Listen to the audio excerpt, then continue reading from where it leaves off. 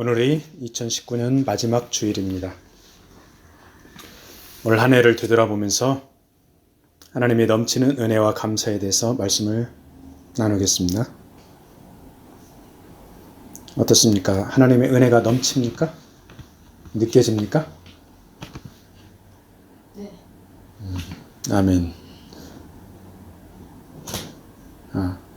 오늘 고린도후서 말씀을 읽었는데, 고린도후서는 사도 바울이 고린도 교인들에게 두 번째로 쓴 편지죠. 서기 55년경에 쓴 편지입니다. 거기 지도에 올려놨는데, 지도 보면은 지중해가 있고 지중해 연안에 위쪽으로 고린도가 보이죠? 지금의 그리스 지역입니다. 고린도 북쪽으로 보면은 아가야 지방, 마게도냐 지방 보이죠? 고린도 동쪽으로 보면은 터키 쪽, 그 다음에 이스라엘 쪽 보이죠? 자, 그때 당시에 그 지역을 로마 제국이 통치하고 있었습니다. 그런데 예루살렘에 큰 기근이 났어요. 로마 황제 글라우디오가 통치를 한 시기가 41년에서 55년 정도 되는데, 예루살렘에 엄청나게 큰 기근이 났습니다. 그래서 사람들이 먹을 게 없어요. 예루살렘은 어떤 도시입니까? 초대교회, 예루살렘 교회가 있던 교회죠. 그 예루살렘 교회에서 12사도들, 그 다음에 집사님들, 디아스포라들이 방방곡곡을 흩어져 열심히 복음을 전한 그런 초대교회, 예루살렘 교회가 있던 곳입니다. 거기에 이제 큰 기근이 나니까 먹을 것이 없어요. 자, 여기 오늘 보니까 고린도 교인들이 예루살렘 교회에 먹을 게 없네, 굶어 죽네, 우리가 도와야 되겠다, 이런 마음을 품었습니다. 지금으로 보면은, 그러니까 한국이 가난할 때 미국이 많이 도와줬죠. 선교사들도 파송하고 원조도 많이 하고 엄청 많이 도와줬습니다. 근데 미국이 가난하니까 한국에서 미국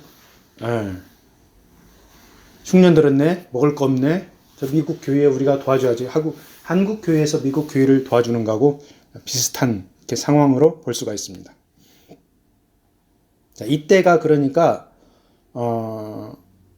AD 55년 그때쯤 되니까, 자, 예수님이 십자가 고난 당하시고 부활 승천한 지가 채 30년이 안 된 그런 시기입니다.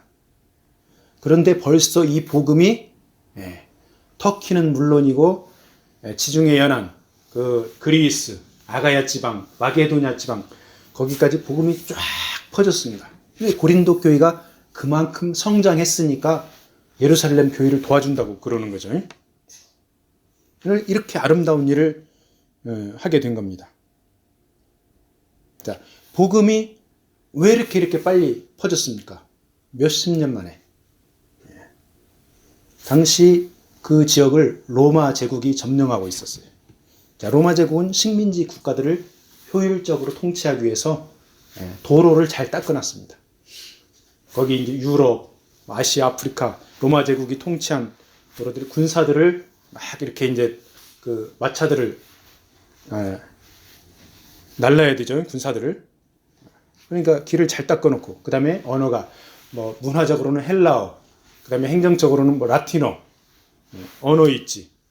그래서 하나님의 시간표에 따라서 유대 땅 베들레헴에 예수님이 탄생을 했는데, 그 예수님이 십자가 고난 당하시고 그 십자가의 복음, 로마 제국이 닦아놓은 도로와 언어, 그 다음에 그런 시스템, 사회적인 시스템을 통해서, 그리고 흩어진 유대인 디아스포라들을 통해서 복음이 그냥 엄청나게 급속도로 전해졌어요.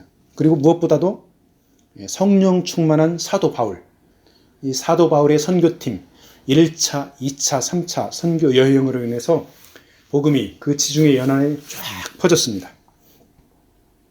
그래서 예수님이 승천한 지 30년이 채 지나지 않았는데 이 고린도 교회가 그만큼 성장을 했어요.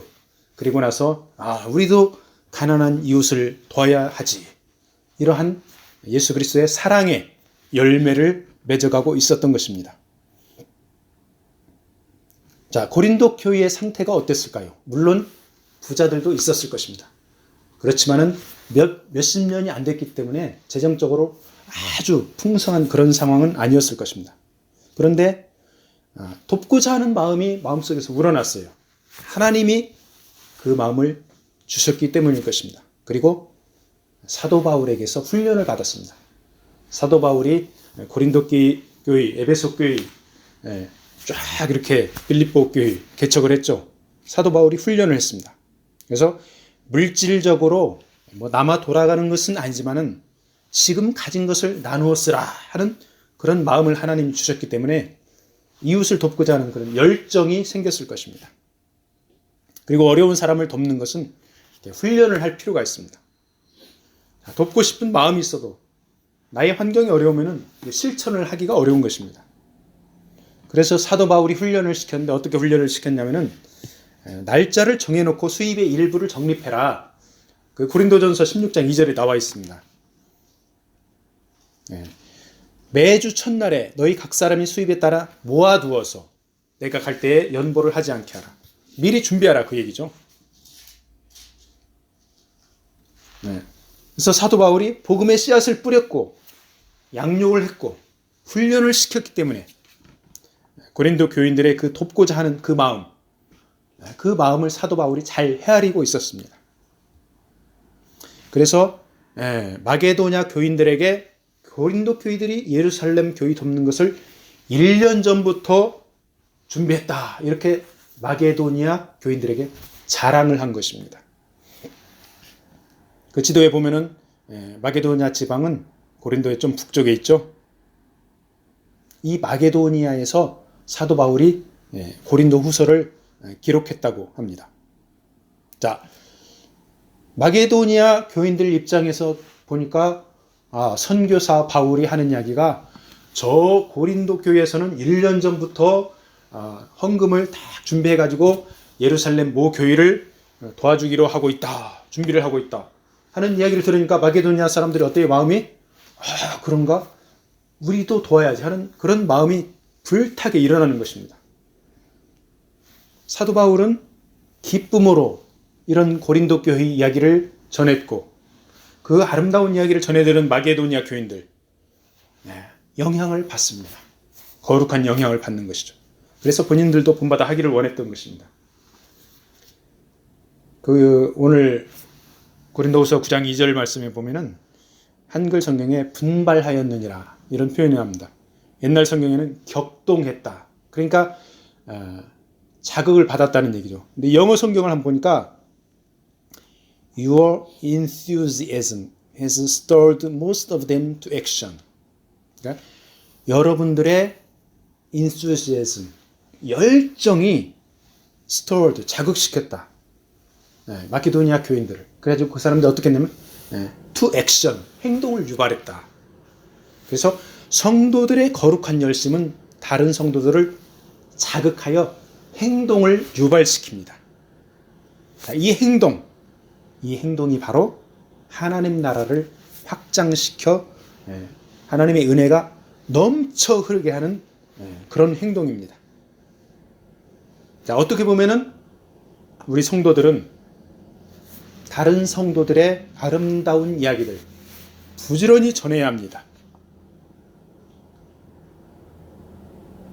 근데 사실을 보면은 다른 성도들의 아름다운 이야기보다 다른 성도들을 까내리기 바쁜 그런 우리들의 모습이 많이 있죠.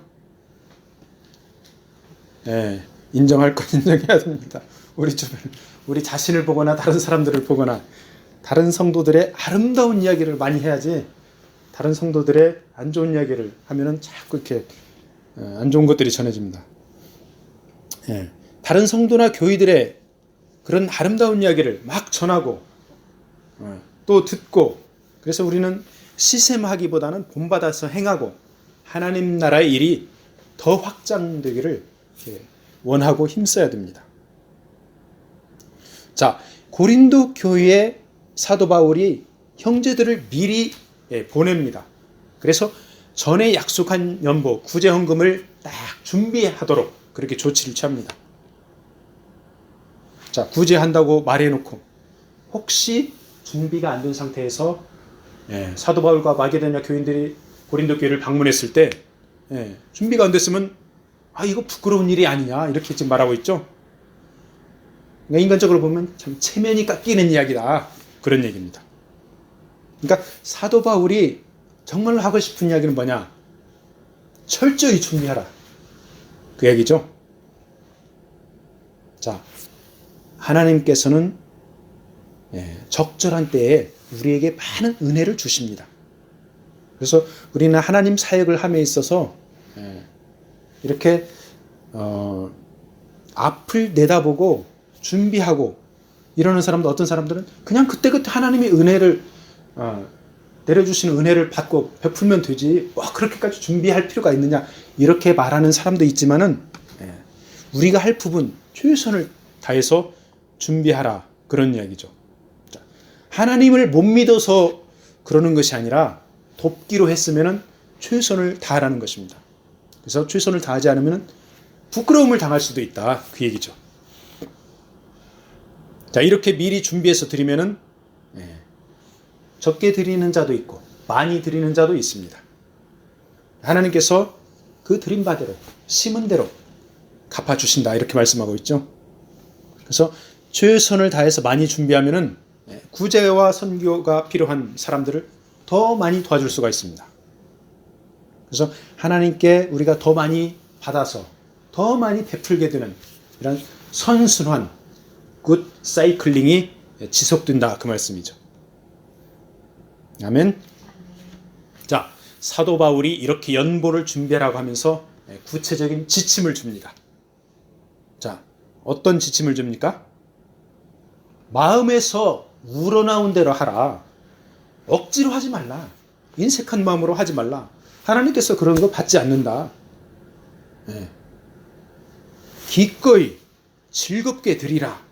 그런 사람들을 사랑한다. 이렇게 말씀하고 있죠. 자, 예루살렘 교회를 돕는다고 거기에 헌금을 보내면 이게 바로 하나님께 드리는 것이나 마찬가지다. 그 말씀이죠. 그래서 우리는 가끔 이렇게 습관적으로 준비 없이 허둥지둥 헌금할 때가 있습니다. 그래서 하나님은 미리 준비해서 기쁘게 즐겁게 드리라 말씀하고 있습니다. 선교지에 가서 이렇게 헌금하면 어떤 때는 이제 단기 선교 팀들이 주머니에 지갑을 꺼내서 이제 헌금을 하려고 하니까 돈이 너무 큰 돈이니까 이거 잔돈을 받고 헌금을 거슬리고 뭐 그런 해프닝도 일어나기도 하는데, 하나님께서 오늘 본문을 통해서 하시는 말씀은 미리 준비해서 하나님이 기뻐하시게끔 즐겁게 기꺼이 드리라 그 말씀이죠. 이렇게 기꺼이 하나님께 드리면은 하나님은 넘치는 은혜를 부어주십니다. 그 8절 말씀에 보니까 하나님이 능히 모든 은혜를 너희에게 넘치게 하시나니 이는 너희로 모든 일에 항상 모든 것이 넉넉하여 모든 착한 일을 넘치게 하려 하심이니라. 하나님이 이렇게 넘치는 은혜를 부어주시는데 어떻습니까? 우리는 때때로는 그 은혜가 넘친다 해가지고 감사하고 기쁨에 겨웁니다. 그렇지만 어떤 때는 하나님이 넘치는 은혜를 부어주시는데 그거를 깨닫지를 못합니다. 누리지를 못합니다. 그런데 하나님은 어떤 분입니까? 충분히 주시는, 풍성히 주시는 그런 하나님이십니다. 그런데 받아들이는 성도들, 받아들이는 사람들 입장에서는 어떤 때는 하나님이 은혜가 풍성한 하나님인데 어떤 때는 나의 삶이 메마른 광야와 같다 이렇게 말합니다. 하나님은 땅에 뿌릴 씨앗을 주십니다. 그리고 생활에 필요한 식량도 주십니다. 즉 우리가 느끼든지 느끼지 못하든지 간에 하나님은 넘치도록 채워주시는 분입니다. 그럼 우리가 하나님과 친밀하면 하나님이 부어주시는 은혜를 넘치는 은혜를 시시각각으로 느낍니다. 기뻐합니다. 찬송합니다. 올 한 해 우리 가정과 교회에 하나님께서 부어주신 은혜를 보니까 넘치도록 부어주셨습니다. 한 걸음 뒤로 물러서서 이렇게 가정과 교회를 보니까 하나님께서 얼마나 많이 부어주시는지 하나님을 찬양하고 감사할 내용들이 무진장합니다. 자, 이렇게 성도들이 수입의 일부를 떼어서 가난한 이웃들을 돕는 것은 하나님의 정의와 사랑을 실천하는데 쓰임을 받는 것입니다.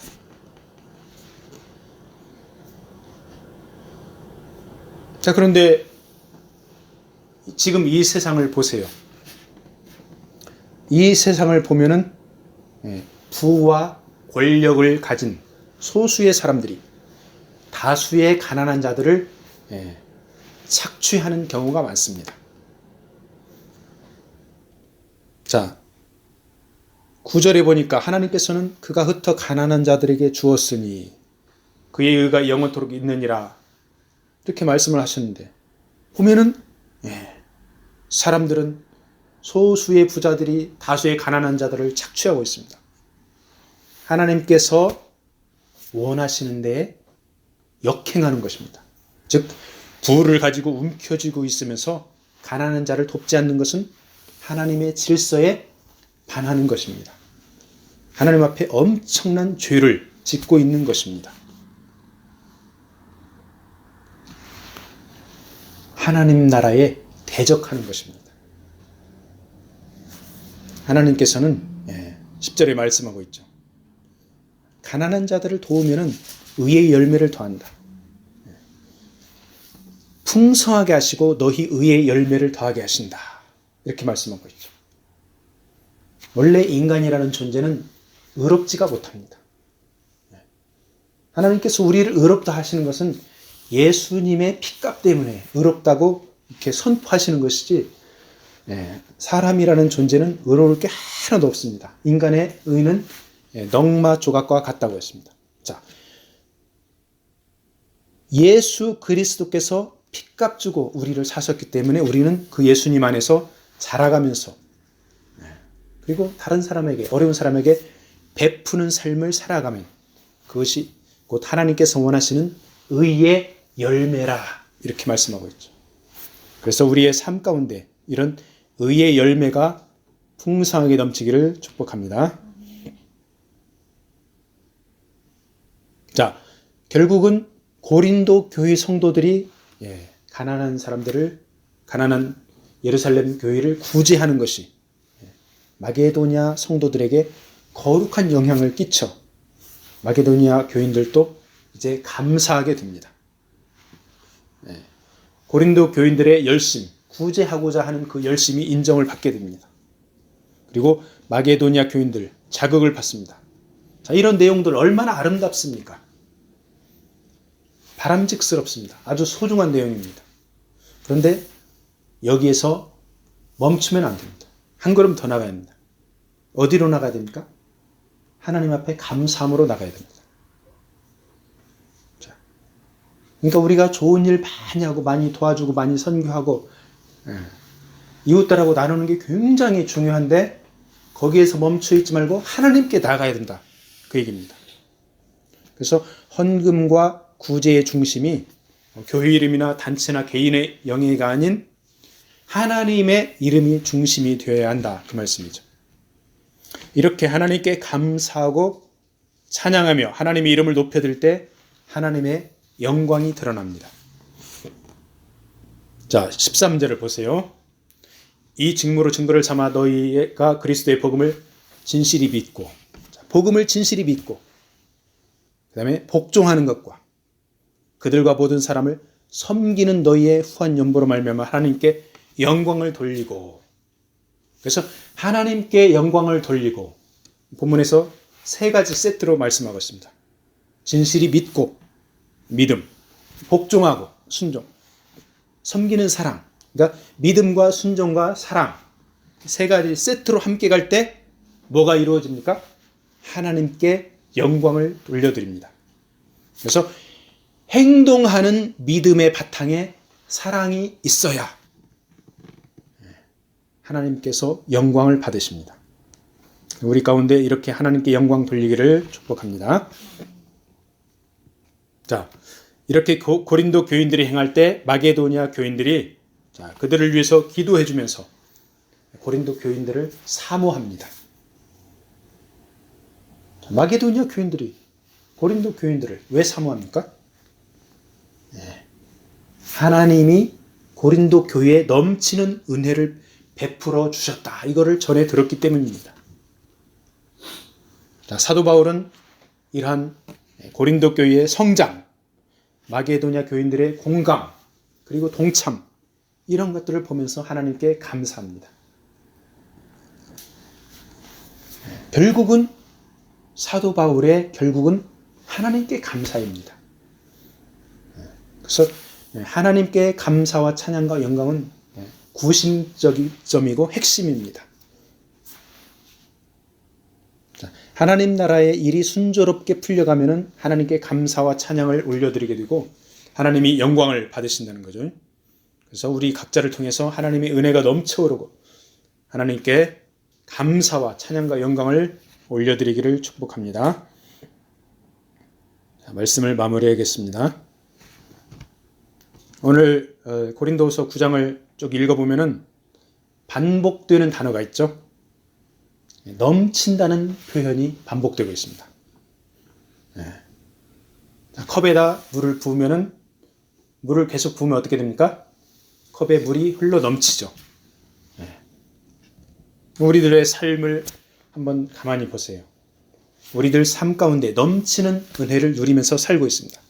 그런데 그 사실을 알고 감사할 때도 있지만 그저 일상이 되어서 감사를 모르고 감사를 모르고 지낼 때가 많습니다.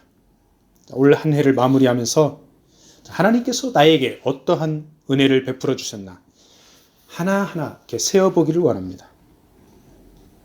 그 하나님의 은혜를 감사하면서 하나님을 찬양하면서 영광을 하나님께 올려드리기를 원합니다.